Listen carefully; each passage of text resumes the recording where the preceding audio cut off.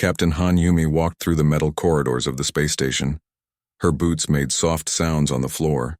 She carried a datapad in her left hand. The message on it had arrived 3 hours ago. New assignment, new ship, new crew. She stopped at the large window that showed space. Stars filled the darkness like tiny lights. Ships moved between the station and the planet below. Some were human ships, others belonged to alien races.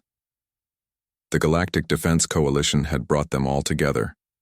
Yumi looked at her reflection in the window. She was 32 years old. Her black hair was tied back in a military style. Her uniform was clean and pressed. 3 silver bars on her collar showed her rank. She had worked hard to earn them. The meeting room was on level 7. Yumi took the lift up. The doors opened to show a long hallway. Signs in different languages pointed to different rooms. Human words, alien symbols. She could read most of them now.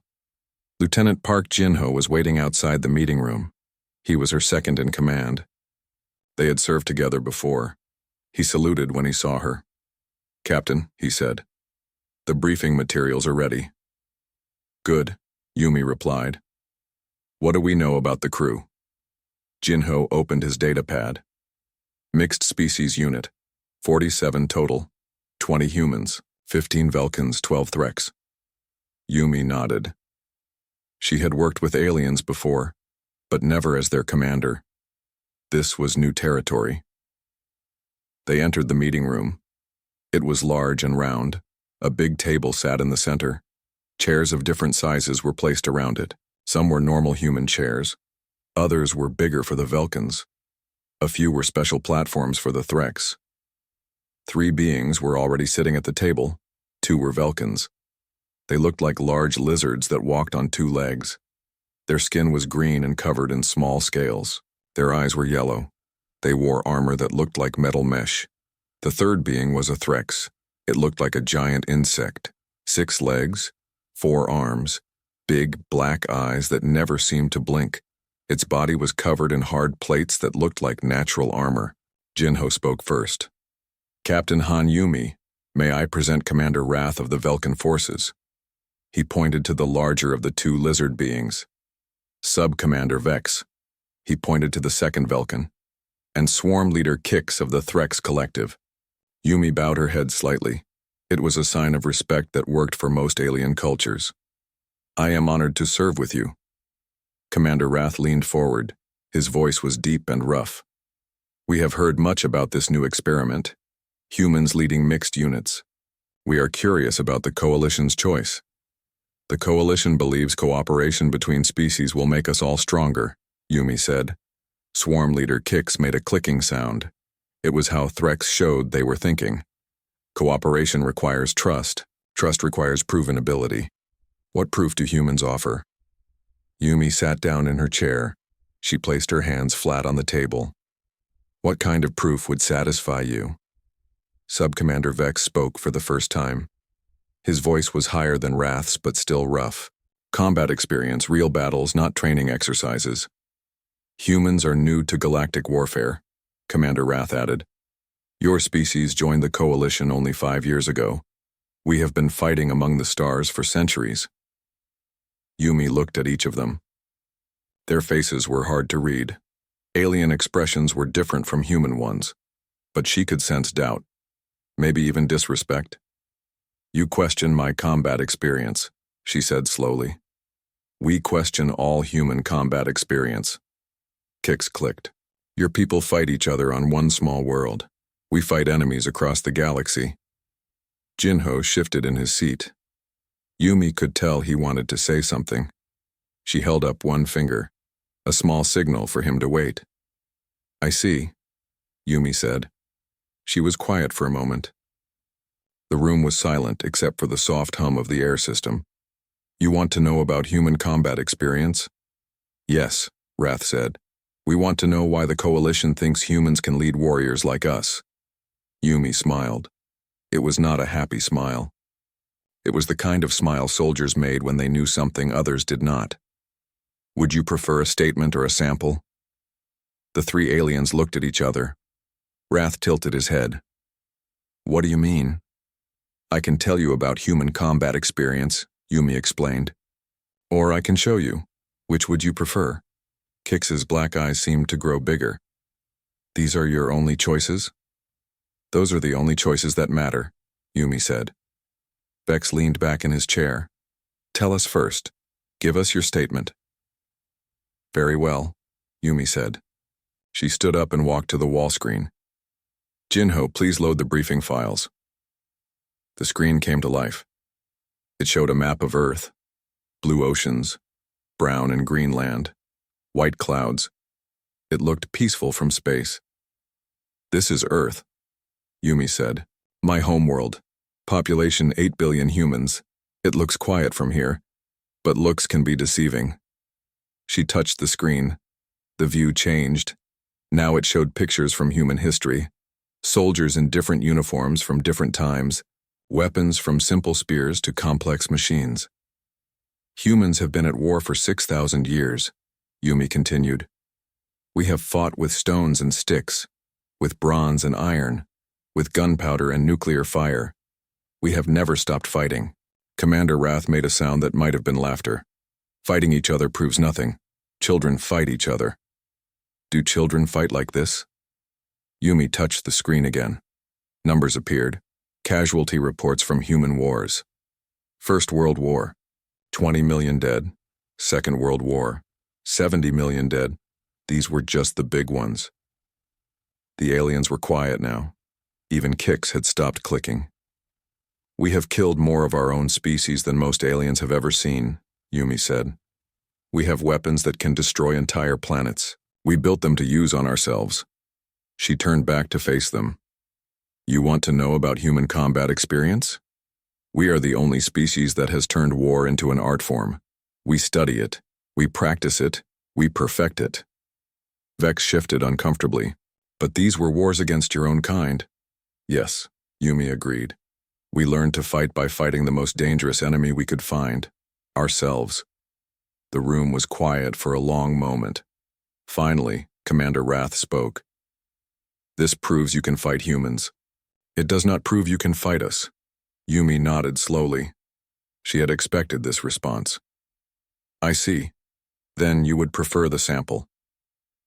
The next morning, Captain Han Yumi stood in the main briefing room of the Starship Dawn's Edge. The room was much larger than the meeting room on the station. Rows of seats faced a huge display screen. Human and alien crew members filled the seats. Yumi had called for a full briefing. All department heads were present. Lieutenant Park Jin-ho sat in the front row with his data pad ready. Sergeant Kim Dae-ho was there with 3 other human Marines. Lieutenant Lee Hana represented the technical staff. The alien contingent sat together on the right side. Commander Wrath and Sub-Commander Vex took up 2 large seats. Swarm Leader Kix stood on a special platform. Behind them sat other Velkan warriors and Threk scouts. Today we discuss human military doctrine, Yumi announced. You asked for a statement about our combat experience. I will give you exactly that. She touched a control panel. The large screen came alive. It showed Earth again, but this time the view was closer. Cities and roads were visible. Green forests and brown deserts covered the land. 6 million years ago, early humans lived in small groups, Yumi began. They hunted animals and gathered plants. They had no metal tools, no weapons except rocks and sticks, yet they survived. The screen changed. It showed pictures of early human settlements, small huts made of mud and straw, people working with simple tools. How did weak creatures like humans survive? Yumi asked. We had no claws, no fangs, no armor, no poison. We were slower than most animals, weaker than most predators. Commander Wrath shifted in his seat. How indeed. We learned to work together, Yumi said. 1 human alone could not kill a mammoth, but 10 humans with spears could. We learned that cooperation was our greatest weapon. Sergeant Kim Dae-ho stood up. He was a big man with scars on his face. May I assist with the presentation, Captain? Please. Do. Sergeant Kim touched his own control pad. The screen split into 2 parts. One side still showed ancient humans. The other side showed weapons through history. Stone axes, Kim said. Bronze swords, iron spears. Each generation of humans made better tools for killing. We never stopped. Improving. The weapon display moved forward in time. Crossbows, cannons, rifles. Each weapon was deadlier than the last. Lieutenant Lee Hanna stood up next. She was smaller than the other humans, but her voice was clear and strong. Humans also learned to plan battles. We studied our enemies. We found their weaknesses. We used tricks and traps. The screen showed battle formations, drawings of ancient generals moving armies like pieces on a game board, maps covered with arrows showing troop movements. Sun Tzu wrote about war 2,500 years ago, Lee continued. He said the best victory is won without fighting. But if you must fight, know your enemy better than he knows himself. Swarm leader Kix made his clicking sound. These are ancient histories. What about modern warfare? Yumi nodded. Excellent question. She took control of the screen again. Sergeant Kim, please show them the numbers. The screen filled with data. Casualty reports, weapon statistics, battle summaries. World War I, Kim announced. Duration, 4 years. Human nations involved, 32. Military deaths, 8 million. Civilian deaths, 13 million. Total, 21 million humans killed. The aliens stirred uneasily. Those were large numbers even by galactic standards. World War II, Kim continued. Duration, 6 years. Nations involved, more than 50. Military deaths, 21 million. Civilian deaths, 50 to 55 million. Total, over 70 million humans killed. Commander Rath leaned forward. Your species killed 70 million of its own kind in 6 years? That was just one war, Yumi said quietly. We had many wars. Korea, Vietnam, both Gulf Wars, Afghanistan, Syria, Somalia. The list goes on.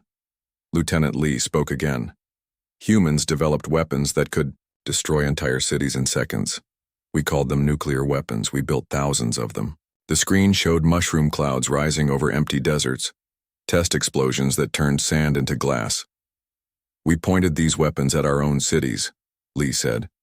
We were ready to destroy our entire civilization rather than let enemies conquer. Us, Sub-Commander Vex made a hissing sound. That is madness. That is human warfare, Yumi replied. We fight until we win or until we die. There is no middle ground. She walked closer to the alien section. You asked about modern human combat experience. Let me tell you about the Martian Independence Wars. The screen changed again. Now it showed spaceships and space stations, human colonies on the red planet, Mars. When Mars declared independence from Earth, both sides had nuclear weapons, Yumi explained. Both sides had ships that could crack planets. The war lasted 3 years. Sergeant Kim provided the details. Asteroid bombardments, ship-to-ship combat in the vacuum of space, boarding actions in zero gravity. Humans learned to fight in environments that would kill most other species. The Belt pirate campaigns followed next, Lieutenant Lee added. Pirates hiding in asteroid fields. No rules of war. No mercy for prisoners. Humans hunted them down one by one. Yumi returned to the front of the room. Then came the Titan Rebellion. 20,000 colonists with mining equipment fought against a professional military force of 50,000 soldiers. Who won? Commander Rath asked. The miners, Yumi said simply. They used their knowledge of the moon's ice formations to create traps. They turned mining lasers into weapons. They fought a guerrilla war in the methane storms. Swarm leader Kix's clicking became faster. How is this possible? Because humans do not fight fair, Yumi explained. We fight to win. We use every advantage we can find. We turn our environment into a weapon. We turn our enemy's strength against them. She looked at each alien commander in turn. You have natural armor, enhanced strength, superior senses. You fight with honor and follow ancient codes of warfare. Yumi smiled that same dangerous smile from the day before. Humans have none of those advantages, so we learn to fight without honor. We learn to break codes. We learn to win wars that we should have lost. The room was completely silent now. Even the Threx had stopped their clicking. Commander Rath finally spoke. These are impressive achievements against other humans. But we are not human. No, Yumi agreed. You are not. She paused for a moment. Which brings us back to my original question. You have heard my statement. Would you now prefer the sample? 2 days later, Captain Han Yumi stood in the ship's training bay. The large room could simulate different environments for combat exercises. Mountains, forests, cities, even alien worlds that most humans had never seen. Lieutenant Park Jinho was checking equipment near the entrance. Sergeant Kim Daeho was briefing 5 human Marines. Their names were written on their uniforms. Private Cho Minho was the youngest. Corporal Nam Yunji handled electronic systems. Specialist Kang Hyunwoo was their scout. The alien forces were gathering on the other side of the bay. 15 warriors in total. 10 Velkans led by Commander Wrath, 5 Threk scouts following swarm leader Kix. They looked confident. Some were even making sounds that might have been laughter. Captain, Private Cho Minho approached nervously. Are you sure about this? 15. Against 6 seems unfair. Yumi checked her sidearm. A standard human plasma pistol. Nothing special. Unfair to whom, Private? Well, to us, Cho said. They have better armor, stronger muscles, faster reflexes. They also have bigger targets, Yumi replied. And they think like soldiers. Cho looked confused. Is that bad? It can be, Yumi said. Soldiers follow patterns. They use standard tactics. They expect their enemies to do the same. Corporal Nam Yunji joined the conversation. She was carrying a large pack full of electronic equipment. What if they do not fight like we expect? Then we adapt, Yumi said simply. Adaptation is what humans do best. Specialist Kang Hyunwoo was studying a map of the training area on his datapad. Captain, the simulation is set for urban warfare, apartment buildings, office towers, shopping, centers. Lots of places to hide. Good, Yumi nodded. Remember, we are not trying to impress anyone. We are trying to win. Commander Wrath approached from across the bay. His armor looked heavy but well made. His weapon was a large plasma rifle designed for Velkan hands. Captain Yumi, are you ready to begin? Almost, she replied. Let me explain the exercise rules to my team. She gathered her 5 Marines in a circle. Her voice was low but clear. This is capture the flag. Each team has a flag in their base. First team to capture the enemy flag and return it to their base wins. Sergeant Kim nodded. Standard exercise. What are the special conditions? No, lethal weapons, Yumi explained.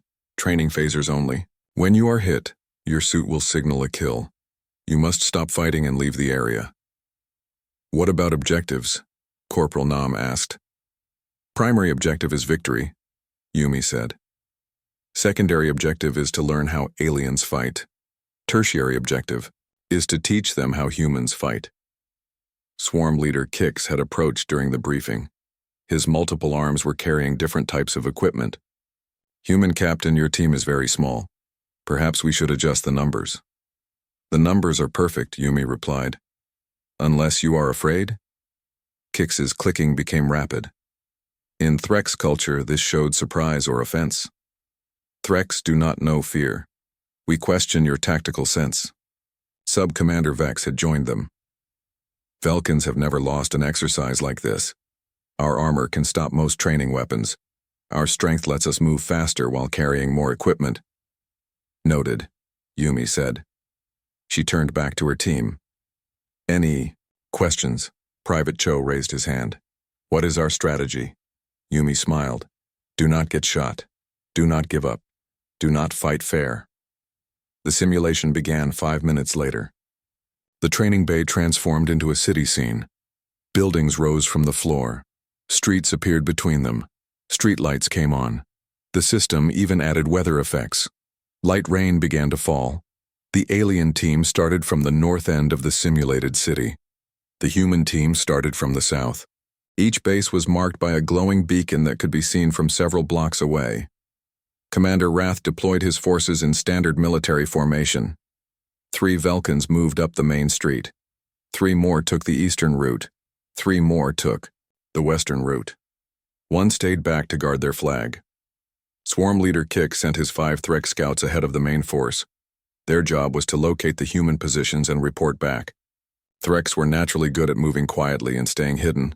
The human team had already disappeared. Private Cho Minho was not with the others anymore. He had climbed to the roof of a tall building using maintenance ladders. From there, he could see most of the simulated city. He spoke quietly into his radio. Eagle-eyed to base. I count 10 Velkans in 3 groups.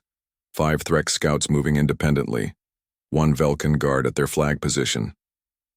Corporal Nam Yunji was in the basement of an office building. She had connected her electronic equipment to the building's power system. Base to Eagle Eye. I am monitoring their radio signals. They are using standard military communication protocols. Captain Yumi was moving through the storm drains under the city. The simulation was very detailed. It included sewers and maintenance tunnels that most people never saw. Base to all units, begin Phase 1. Specialist Kang Hyunwoo was hiding in a shopping center. He had changed into civilian clothes that he found in one of the stores. To anyone watching, he looked like a regular person, not a soldier. Sergeant Kim Dae-ho was the only one moving in the open. He walked down a main street carrying a large pack. He looked like he was heading directly for the alien base. The Threx scouts spotted him immediately. Target located, one of the scouts reported to Swarm Leader Kix. Single human male, moving north on Central Avenue, appears to be alone.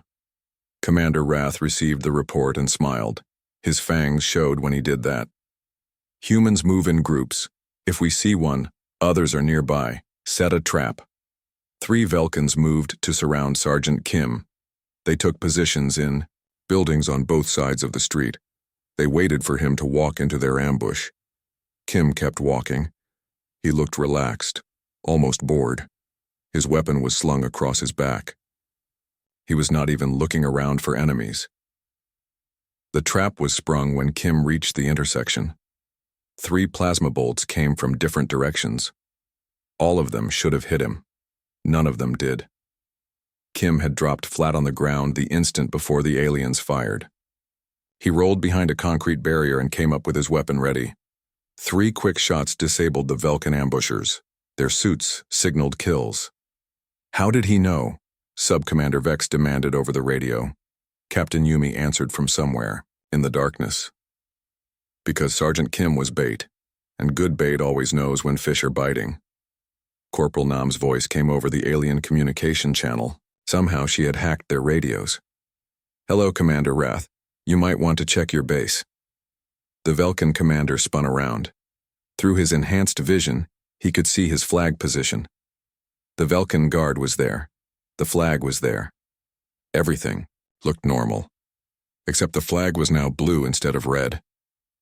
Impossible, Wrath breathed. No one could have reached our base so quickly. Captain Yumi to Alien Forces, came the human commander's voice over both radio channels. Exercise complete. Human victory. Time elapsed. 12 minutes and 37 seconds. Commander Wrath looked around wildly. 3 of his warriors were eliminated.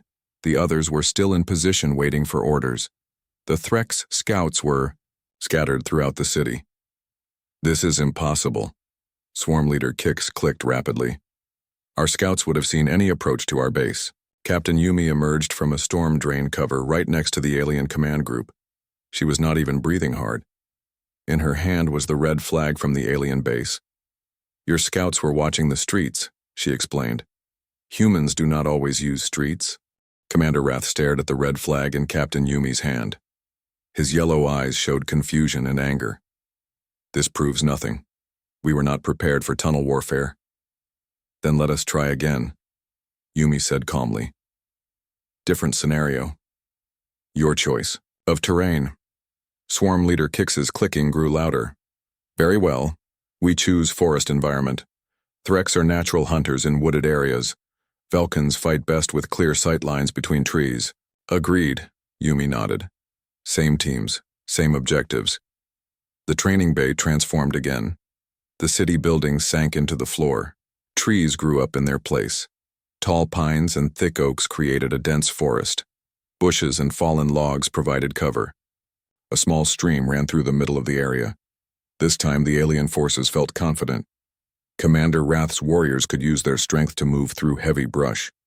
The Threx scouts could climb trees and move through branches like natural predators. Private Cho Minho checked his equipment nervously. "Captain, they look very comfortable in this environment."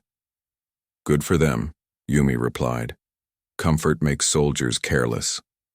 Sergeant Kim Dae-ho was applying dark paint to his face and hands. Forest fighting is different from city fighting.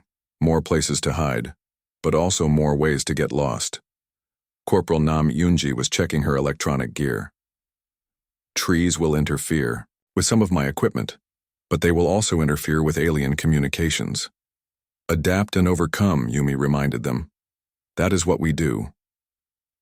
The second exercise began at dawn simulation. Artificial sunlight filtered through the artificial leaves. Birds sang in the artificial trees. The system was very realistic. The alien forces deployed differently this time. Commander Wrath kept his Velkans together in a tight group. Their heavy footsteps crashed through the underbrush. They moved straight toward the human base like a green armored wedge. Swarm leader Kix sent his Threx scouts into the trees. They moved silently from branch to branch. Their multiple eyes could see in many directions at once. They were natural hunters. The human team vanished again. But this time was different. This time the aliens were ready for human tricks. They moved, slowly. They checked every shadow. They watched for movement in the underbrush. For 30 minutes, nothing happened.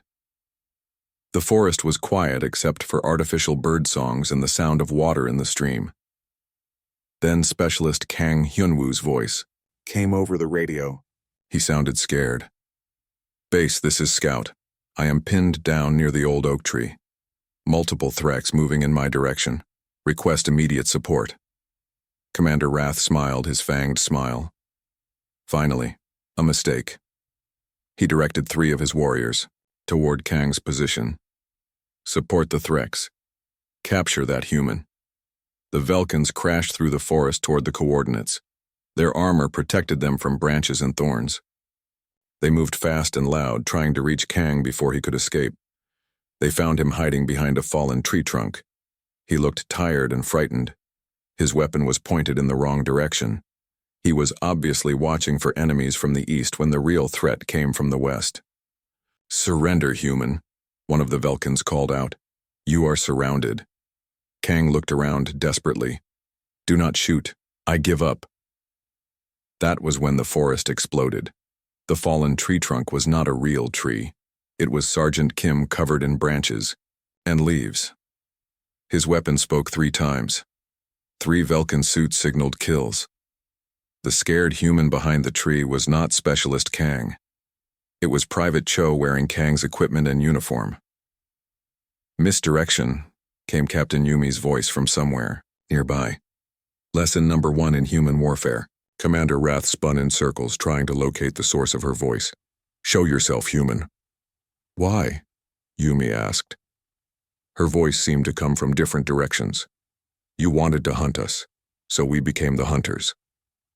A Threx scout in the trees above suddenly screamed.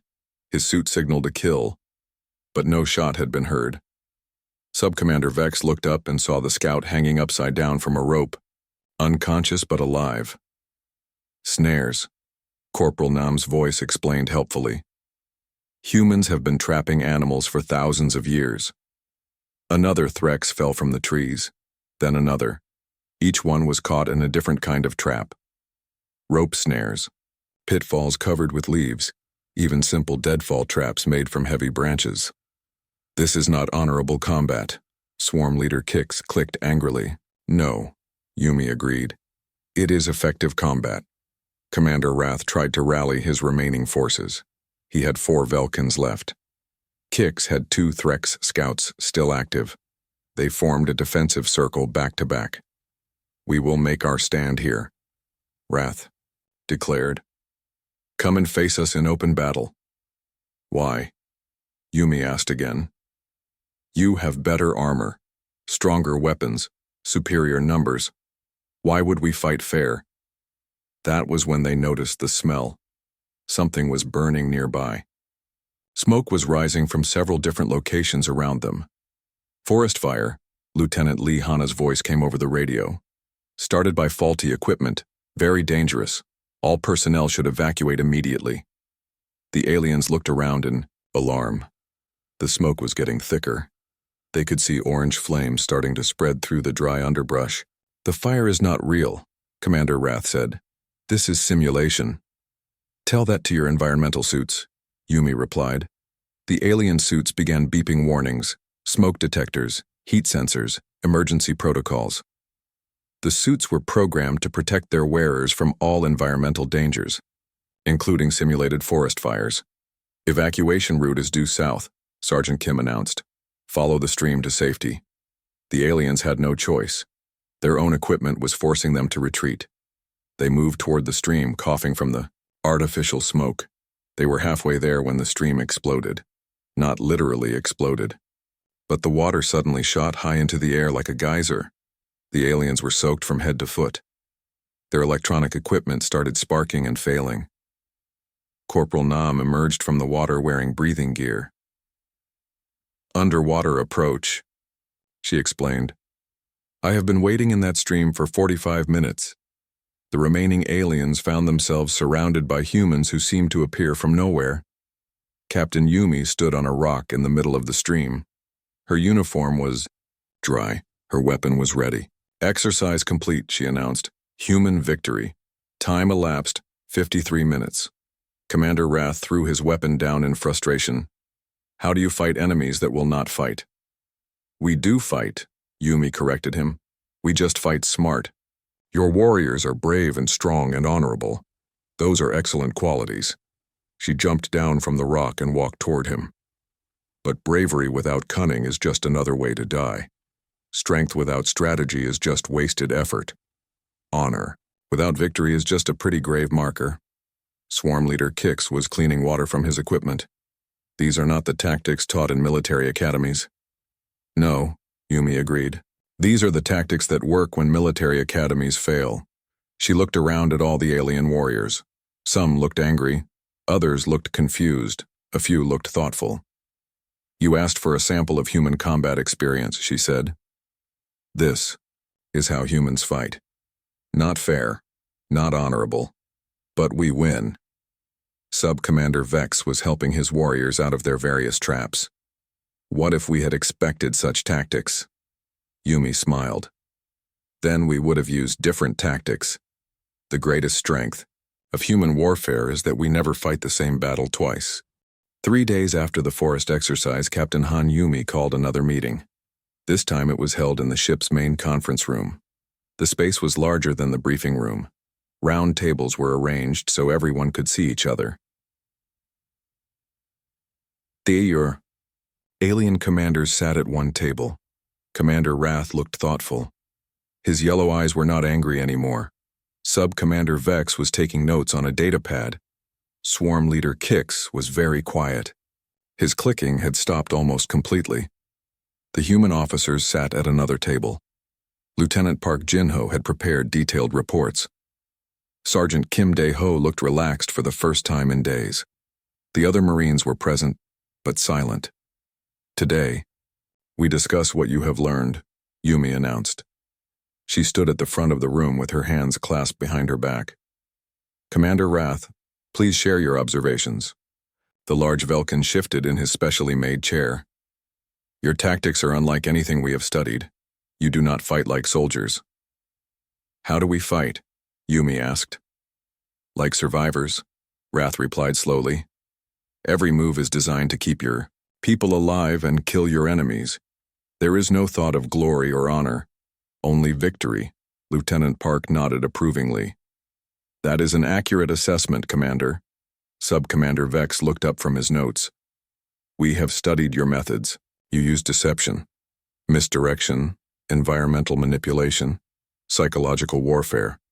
These are not standard military tactics. Standard for whom? Sergeant Kim asked.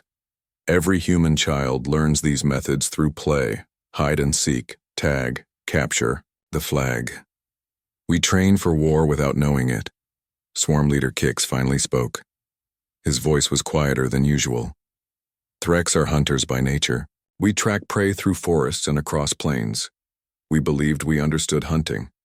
And now, Yumi prompted, now we understand the difference between hunting animals and hunting humans, Kix admitted. Animals follow instincts. Humans follow plans. Lieutenant Lee Hanna activated a wall display. It showed diagrams of the two training exercises. Let me explain human tactical doctrine in simple terms. The screen showed the city exercise first. Red dots marked alien positions. Blue dots showed where humans had actually been. Traditional military thinking uses direct approaches, Lee explained. You controlled the high ground. You had superior firepower. You established communication networks, all correct by standard doctrine. But it failed, Commander Wrath observed. Because humans do not use standard doctrine, Lee continued. We identified your assumptions and violated everyone. You assumed we would fight for territory. We abandoned territory. You assumed we would protect our flag. We made our flag unimportant. The screen changed to show the forest exercise. Again, red dots and blue dots were in completely different locations than expected. In the forest, you adapted, Lee said. You expected deception. You moved carefully. You watched for traps. Yet we still lost, Subcommander Vex noted. Because adaptation requires prediction, Sergeant Kim explained. You tried to predict human behavior, but humans do not have predictable behavior patterns. Private Cho Minho raised his hand nervously. Permission to speak, Captain? Granted. The aliens are much stronger and faster than we are, Cho said. Their armor is better. Their weapons are more powerful. Why did that not matter? Yumi smiled at the question. Excellent point, Private. Commander Wrath, would you like to answer? The Velkin commander thought for a moment. Strength and speed are useless if you cannot hit your target. Better weapons are worthless if your enemy controls when and where you fight. Precisely, Yumi said. Humans learned long ago that we could not outmuscle our enemies, so we learned to outthink them instead. Corporal Nam stood up. May I demonstrate something, Captain? Of course. Nam walked over to Commander Wrath's table. Commander, you are much larger than me. Much stronger. If we fought hand to hand, you would win easily. Wrath nodded. This is true. But what if we fought in a room filled with poison gas? Nam asked. What if the floor was covered with ice? What if the lights were turned off? Those would change. The conditions, Wrath admitted. Exactly, Nam said. Humans do not fight in the conditions our enemies prefer. We change the conditions to favor us. Specialist Kang Hyunwoo joined the conversation. In Earth's history, small human armies defeated much larger ones by choosing the right battlefield. Greeks at Thermopylae, English at Agincourt, Vietnamese. In the jungle, we study these battles, Lieutenant Park added, not because we want to copy them exactly, but because we want to understand the principles. Swarm Leader Kix's clicking resumed at a slow pace. What are these principles? Yumi walked to the center of the room. First principle. Know your enemy, better than they know themselves. We studied how Velkins and Threx fight. You did not study how humans fight. She held up one finger. Second principle. Choose your battles carefully. We did not fight when you were ready. We fought when we were ready. A second finger. Third principle. Use every advantage available. Your honor prevented you from using certain tactics. Our lack of honor let us use any tactic that worked. A third finger. Fourth principle. Adapt faster than your enemy. When you changed your approach, we changed ours faster. A fourth finger. Fifth principle. Never fight the same battle twice. If you learned to counter our city tactics, we would use different tactics next time. Commander Wrath leaned forward. These principles explain much, but I have a question. Ask it. What happens when you face enemies who use the same principles? The room became very quiet. Even the ship's background noise seemed to fade. Yumi was silent for a long moment. When she spoke, Her voice was serious. Then we fight the most dangerous war possible. A war between two species that both refuse to lose. Has this happened before? Sub-Commander Vex asked. Once, Lieutenant Park answered. The Terran Civil War, when Mars rebelled against Earth. Both sides used every principle Captain Yumi described. What was the result? Kix clicked. Both sides nearly destroyed themselves, Sergeant Kim said quietly. Billions died. Entire colonies were wiped out. Both Earth and Mars are still recovering.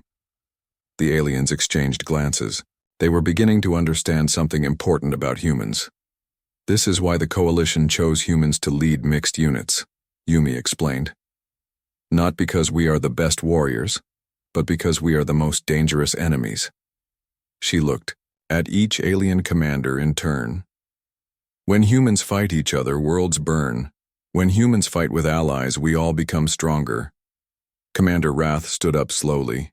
His massive frame towered over everyone else in the room. Captain Yumi, I formally withdraw my objections to human command. Sub-Commander Vex nodded agreement. Vulcan forces will follow human tactical doctrine. Swarm leader Kix's clicking became rhythmic and musical. In Threx culture, this meant deep respect. The collective will recommend that all mixed units adopt human methods. Thank you, Yumi said. But remember, the goal is not to make you fight, like humans. The goal is to combine human tactics with alien strengths. She activated the wall display again. This time it showed ship schematics and crew assignments. Vulcans have superior armor and weapons. Threx have better senses and mobility. Humans have tactical flexibility. Together, we can do things that none of us could do alone. The meeting continued for 2 more hours. Plans were made, training schedules were arranged, communication protocols were established. When it ended, Commander Wrath approached Yumi privately. Captain, I must ask you something, he said. What is it? In a real battle, will you be as ruthless with our enemies as you were with us in training? Yumi's smile was cold and sharp. Commander, you have only seen the gentle version of human warfare. What I showed you in those exercises was just playing around. Commander Wrath's yellow eyes widened slightly. I see. No, Yumi corrected him. You do not see, not yet. But when the time comes, you will understand why other species fear us.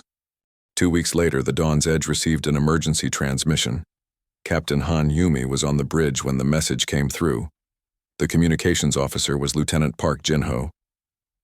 Captain, we have a distress call from the Kepler mining colony, Jinho reported. They are under attack by unknown hostiles. Yumi studied the star charts on her command screen. How far from our current position? 6 hours at maximum speed, the navigation officer replied. Are there other Coalition ships closer to Kepler? Negative, Captain. We are the nearest vessel. Yumi activated the ship's general communication system. All hands to battle stations, this is not a drill. We have civilians under attack. Alarms sounded throughout the ship. Red lights flashed in the corridors. Crew members ran to their assigned positions. The bridge became busy with activity. Commander Wrath arrived first. His armor was battle-scarred from years of combat. His weapons were fully charged. Captain, Vulcan forces are ready. Swarm leader Kix came next. His multiple arms carried different pieces of equipment. His scouts were prepared for reconnaissance missions. Threx units await orders. Sergeant Kim Daeho entered with 3 human Marines. Private Cho Minho looked nervous but determined. Corporal Nam Yunji had her electronic warfare gear ready. Specialist Kang Hyunwoo carried reconnaissance equipment. Report, Yumi ordered. Lieutenant Lee Hana stepped forward with a data pad. Kepler colony has 3,000 civilians, mostly miners and their families. The attackers arrived 4 hours ago. No identification signals, no communication attempts. What do we know about their capabilities? Commander Wrath asked. Unknown, Lee replied. The colony's defensive systems were destroyed in the first attack. We lost contact 20 minutes ago. Yumi studied the tactical display. Assumptions are dangerous, But we need to plan with limited information. What can we guess about these attackers? Sub-Commander Vex consulted his own datapad. They struck without warning. They ignored communication attempts. They targeted defensive systems first. This suggests military training. Swarm Leader Kix's clicking was rapid and sharp. Threx scouts report no known species matches this attack pattern. These enemies are new to our databases. New enemies require new tactics, Yumi said. We will assume they are intelligent, well-armed, and hostile. We will not assume they fight like any species we know. The ship jumped to hyperspace. The bridge became quieter as routine operations took over. But everyone remained at their stations. Yumi called a quick strategy meeting in the briefing room, the same room where she had first met the alien commanders weeks ago. Everything had changed since then. Our primary mission is civilian evacuation, she announced. Secondary mission is gathering intelligence about these attackers. Combat is only if necessary to achieve the first two objectives. Commander Wrath seemed surprised. We will not engage the enemy directly. Not unless they force us to, Yumi replied. 3,000 civilians are more important than military glory. Sergeant Kim nodded approvingly. Smart thinking, Captain. Dead heroes cannot protect anyone. What if the attackers will not let us evacuate the civilians? Swarm Leader Kix asked. Yumi's expression became cold. Then we remove the attackers from the equation. The Dawn's Edge dropped out of hyperspace near Kepler Colony. The mining station was built into a large asteroid. Normally it would be brightly lit and busy with transport ships. Now it was dark and silent, scanning for hostile vessels. Lieutenant Park reported from his sensor station. Contact, came the immediate reply. 3 ships in orbit around the colony asteroid. Design unknown, size approximately equal to our own vessel. Yumi studied the tactical display. The enemy ships were sleek and dark. No markings, no identification, signals. They looked like they were built for war. Are they scanning us? She asked. Affirmative. They are targeting our ship with multiple sensor sweeps, but they are not attacking, Commander Wrath observed. They are curious about us, Yumi said. That gives us information. They do not shoot first and ask questions later. What does that tell us? Private Cho asked. It tells us they think before they act, Sergeant Kim answered. That makes them more dangerous than mindless killers. Suddenly, the communications system activated. A voice spoke in heavily accented but understandable human language. Unknown vessel. You will withdraw immediately. This system is now under Keth Dominion. Lieutenant Lee quickly checked her databases. No record of any species called the Keth, Captain. Yumi activated the communication channel. This is Captain Han Yumi of the coalition vessel Dawn's Edge. We are here to evacuate civilians. We have no territorial claims in this system. Civilians are now Keth property, the voice replied. Your vessel will leave or be destroyed. The bridge was silent for several seconds, then Commander Wrath spoke quietly. They consider people to be property. Slavers, Swarm Leader Kix clicked angrily. Threx do not tolerate slavers. Yumi's voice was calm, but her eyes were hard. Change of mission parameters. New primary objective. Destroy or disable all Keth vessels. New secondary objective. Rescue. All civilians. Questions? Rules of engagement? Sub-Commander Vex asked. No rules, Yumi replied. These are slavers attacking innocent civilians. Use any method necessary to stop them. The first Keth ship opened fire without further warning. Energy beams struck the Dawn's Edge. The shields held, but the ship shook under impact.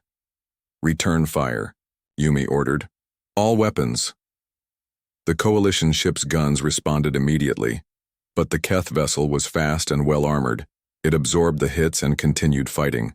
Their technology is advanced, Lieutenant Lee reported. Shields and weapons are comparable to our own. Then we do not fight them fairly, Yumi said. Corporal Nam, can you disrupt their communications? Working on it, Captain. Nam's fingers flew over her control panels. Their encryption is strong but not impossible. Specialist Kang, take a scout ship to the colony. Find out how many civilians we need to evacuate. Yes, Captain. Kang ran for the hangar bay. Commander Wrath, prepare boarding parties. If we cannot destroy their ships, we will capture them. The Velkan commander's fanged smile was fierce. With pleasure, Captain. The battle continued for 30 minutes. The Dawn's Edge fought 1 against 3 and held its own. But the Keth ships were learning their tactics quickly. They adapt fast, Commander Wrath observed. Almost as fast as humans. Then we stop being predictable, Yumi said. All ships, execute pattern Chaos 7. The coalition ship suddenly stopped firing and turned away from the battle. To the Keth vessels, it looked like a retreat. They are following us, Lieutenant Park reported. All 3 ships in pursuit. Perfect, Yumi said. Swarm Leader Kix, are your scouts in position? Affirmative, Captain. 5 Threx teams hidden throughout the asteroid field. The Dawn's Edge led the Keth ships deeper into the asteroid field near the colony. The space rocks provided cover but also made maneuvering dangerous. Now, Yumi ordered. Threx scouts emerged from hiding spots inside hollowed-out asteroids. They flew small, fast ships loaded with explosives, not enough to destroy the Keth vessels, but enough to damage their engines and weapons. At the same time, Corporal Nam's electronic warfare finally broke through Keth encryption. Their communications became chaos. Orders contradicted each other. Targeting systems gave false readings. Boarding shuttles away, Commander Wrath reported. His Velkan warriors were using the confusion to get close to enemy ships. The lead Keth vessel tried to escape back to open space, but Sergeant Kim was waiting with a squad of human marines in a captured Keth shuttle. Trojan horse, Kim reported, over the radio. We are inside their hangar bay. The battle turned into a series of ship-to-ship boarding actions. Velkans used their strength and armor to fight in corridors. Threx used their mobility to attack from unexpected angles. Humans used their tactical flexibility to coordinate everything. Within 2 hours, all 3 Keth ships were captured or destroyed. The survivors were taken prisoner. The civilians on Kepler Colony were safe. In the aftermath, Captain Yumi stood in the main hangar bay. Rescued colonists were being processed for medical treatment and transport. Keth prisoners were secured under heavy guard. Commander Wrath approached her. His armor was damaged from close combat, but he looked satisfied. Captain, the prisoners are ready for interrogation. What have we learned about them? Yumi asked. Swarm Leader, Kix joined the conversation. They are raiders. They attack isolated colonies and take slaves to sell in distant systems. How many colonies have they hit? Yumi wanted to know. According to their ship computers, 17 in the past year, Lieutenant Lee reported. All outside coalition. Space. Subcommander Vex looked grim. They have been testing our defenses, learning our response times. This attack was preparation for larger raids. Yumi nodded slowly.